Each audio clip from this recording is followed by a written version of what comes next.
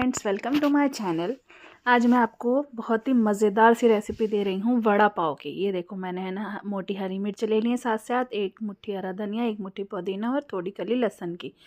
ये 1-2 चम्मच ज़ीरा है और 2 ही चम्मच नमक लिया है। इसकी मैं चटनी बना लूँगी। और ये जो मैंने लाल मिर्च ली है, ज़ीरा लिया है, नमक लिया है और ये लहसुन लिया है, इसकी हम सूखी चटनी बनाएंगे। और ये मूँगफली है, सिकी हुई मूँगफली। सर्दियों के मौसम में तो हर जगह मूंगफली मिल जाती है। इसकी हम सूखी चटनी बनाएंगे। अभी मैंने पैन में ऑयल डाल लिया था, उसमें मैंने चॉप हरी मिर्च, अदरक और राई, ये ऑयल डालकर इसमें चीज़ें डाल देंगे और इसको हम थोड़ा सा सौटे करेंगे।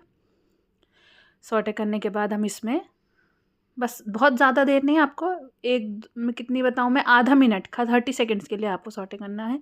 और इसमें हम आलू फोड़ फोड़ के ऐसे डाल देंगे। आलू जो है मैंने पहले से ही बॉईल करके रख लिए थे। ये मैं आलू सारे इसके अंदर मिला रही हूँ।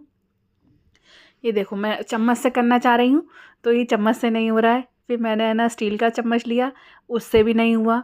फिर मैंने हाथ से ही फोड़ फोड़ के, मैंने सोचा कि आलू ऐसे ही डाल दूँ, मगर वो नहीं हो पाया क्योंकि हमें है ना स्मूथ सा आलू को सारों को एक सा करना है। ऐसा नहीं कि कोई सही से मोटा हो जाए आलू, कहीं से पतला बारीक हो जाए, मतलब वो हो जाए। तो हमें जो है सारे आलू को ना एक साथ कर देना है, खूब चला चला के, दबा दबा कर। अभी देखो, मैं चम्मच से कर रही हूँ। ये इस भी स्पून से नहीं हो पा रहा है। फिर मैंने दोबारा वही वाला स्पून लिया, नॉन स्टिक वाला, फिर वो करूँगी। अब मैं इसमें क्या ऐड करेंगे, हम हरी मिर्च तो हमने डाल दिया, तो लाल मिर्च नहीं डालेंगे। इसमें डालेंगे हल्दी, 2 चम्मच मैंने हल्दी डाली है। और नमक जो है आप अपने टेस्ट के अकॉर्डिंग डालो। तेज़ खाते हो तो तेज़ डाल लो, हल्का खाते हो तो हल्का डालो। वैसे मीडियम रखना चाहिए।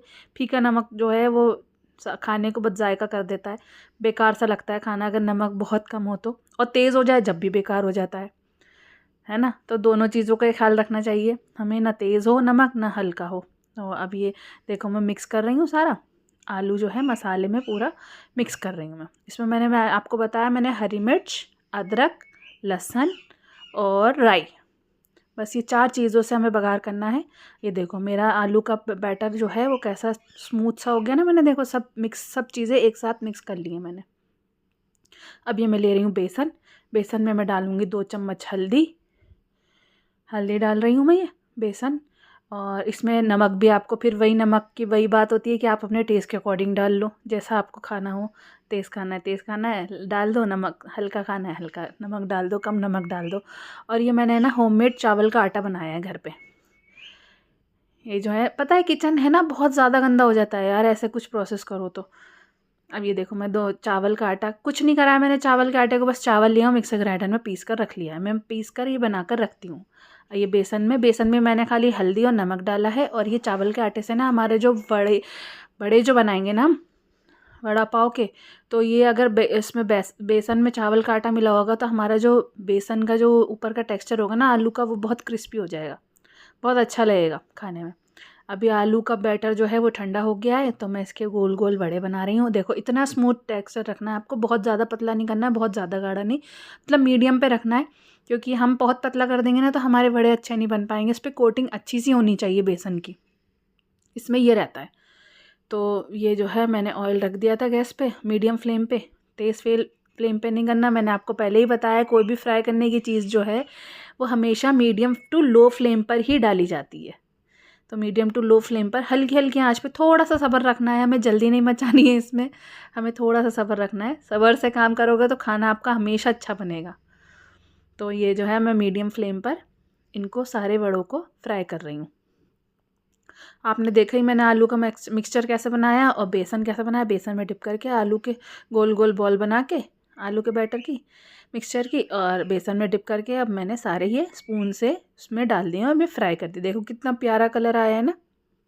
अगर आप ऐसे भी खाओगे ना तो बहुत ज़बरदस्त लगते हैं ये वाले वड़े या ये जो बैटर है ना, आप इसमें उसमें ब्रेड जो आती है ना, ब्रेड के अंदर फिल करके भी खा सकते हो। ये मैंने मिर्ची सिंपल सी फ्राई करी है। इसको बस क्या करेंगे हम, अगर पूरी मिर्ची डालोगे ना तेल में तो फटेगी, इसलिए हम इसमें चीरा लगा देंगे मिर्ची में और उसको डायरेक्ट तेल में डाल देंगे और ऊपर से नमक डाल के इसको सर्व कर देंगे। ये सूखी चटनी बनाई थी मैंने, हरी चटनी पीसी है और ये मिर्ची फ्राई करके रखी। अब मैं इसको असेंबल कर रही हूँ वड़ा पाव को, ऑथेंटिक वड़ा पाव। भाई यार, एक बार ज़रूर बना के देखना इस रेसिपी से, आपको मज़ा ना आ जाए ना तो आप मेरा नाम बदल देना।